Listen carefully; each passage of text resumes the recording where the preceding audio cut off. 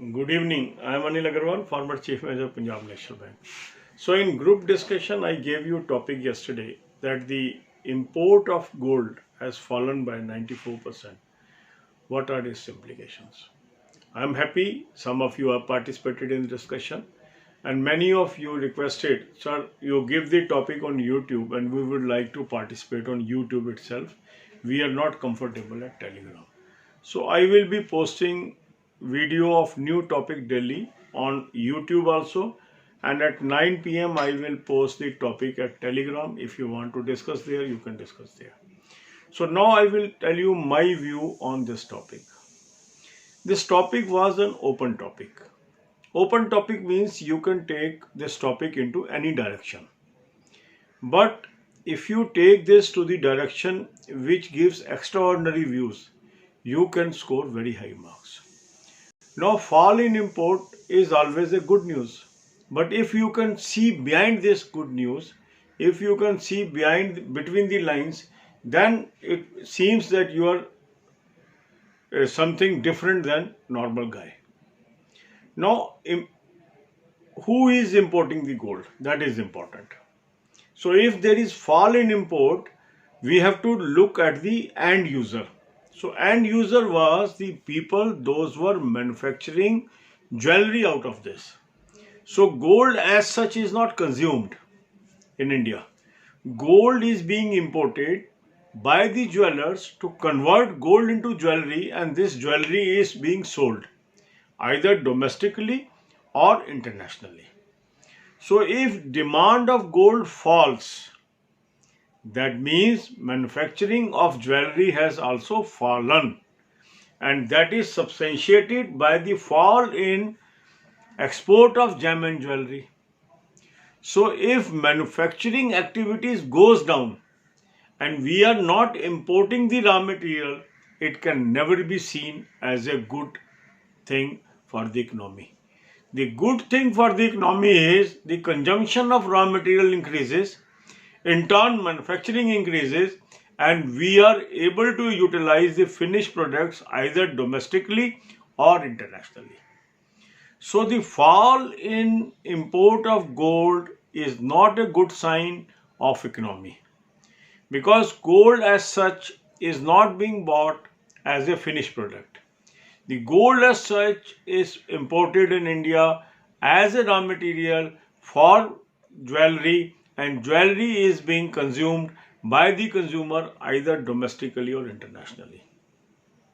So that was the basic point here, whether the candidate understands the economy, whether he can see through this, or he is swayed by fall in import means it is good thing for India. So if we say the raw material consumption has fallen, it is good. No, it is not good. Because if raw material consumption has fallen, that means manufacturing has fallen. Manufacturing has fallen means the country's GDP has fallen. We are not produce the end product. So this is how you should know, and you should embolden your knowledge. And that's why I ask you to watch 5 to 10 videos from my banking, financial and economic awareness playlist, where 195 videos are there. That will give you insight about all these things, and you will be able to actively participate in all the topics. So God bless you all. अब यही बातें हम हिंदी में करेंगे। Group discussion हमने start किया। Last 2 दिन मैंने यूट्यूब पे टॉपिक नहीं दिया, डायरेक्टली टेलीग्राम ग्रुप पे मैंने पोस्ट कर दिया था, पर अधिकतर लोगों ने कहा कि नहीं सर, आप टॉपिक यूट्यूब पर ही दीजिए, हम यूट्यूब पे ही पार्टिसिपेट करना चाहते हैं, टेलीग्राम में हम कंफर्टेबल नहीं है। तो अब आज से हम ये डिवाइस बना रहे हैं कि टॉपिक हम यूट्यूब पे देंगे। आप चाहें तो उसको टेलीग्राम ग्रुप पे डिस्कस कर लें, और चाहें तो आप यूट्यूब की मेरी उस वीडियो पे डिस्कस कर लें। और इसीलिए आज मॉर्निंग में मैंने कल का टॉपिक का यूट्यूब वीडियो बना के डाल दिया था। काफ़ी लोगों ने उसमें पार्टिसिपेट किया। अगर हम अब कल के टॉपिक पे जाते हैं कि जहां हमने बात की कि गोल्ड का इंपोर्ट 94% गिर गया अप्रैल जून क्वार्टर में, तो इसके क्या इम्प्लीकेशन है। अब ये जो टॉपिक होते हैं ये ओपन टॉपिक होते हैं।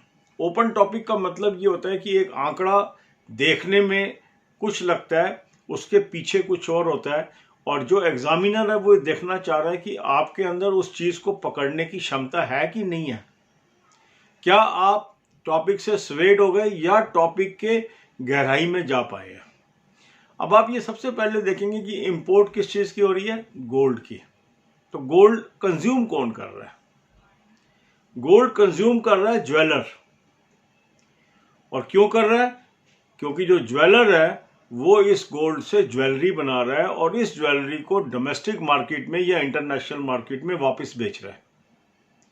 तो यदि किसी क्वार्टर के अंदर मेरी गोल्ड की कंजम्पशन घट जाती है तो इसका क्या अर्थ हुआ कि मैं ज्वेलरी कम बना रहा हूं।